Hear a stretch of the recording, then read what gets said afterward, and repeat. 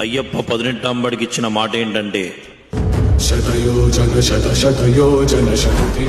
దేవతలందరూ కూడా అయ్యప్ప మహిషి అనే రాక్షసుని సంవరించిన ఆనందంలో,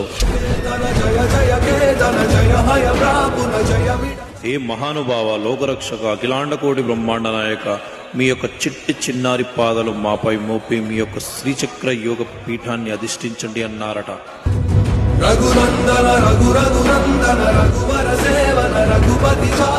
ఆహా, అలాగే అని స్వామివారి చిరునవ్వు నవ్వుతూ 18 మెట్లు ఎక్కగానే మణికంఠ అని 18 మెట్లు పిలుస్తున్నాయట.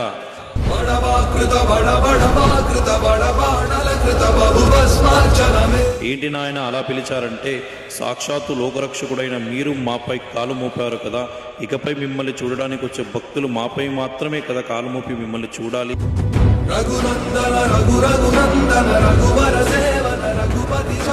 మరి మీరు సామాన్యమైన మానవులు ఒకటేనా? మరి కాదు కదా. మరి మీకు తత్సమానులుగా ఉన్నవాళ్ళు మాత్రమే మాపై కాలు మోపాలి. ఎలా? ఒక మండల కాలం వరకు బ్రహ్మచర్య దీక్ష ఉంటూ ఉదయం సంధ్యల చన్నీటి స్నానం చేస్తూ భూషయనం చేస్తూ ఏకభుక్తం చేస్తూ సదా మీ యొక్క నామస్మరణ, స్వామియే శరణమయ్యప్ప అన్న నామస్మరణతో జపించిన వారికి మాత్రమే అర్హత ఉంటుంది స్వామి. తదాస్తు అని వరమిచ్చారట స్వామివారు.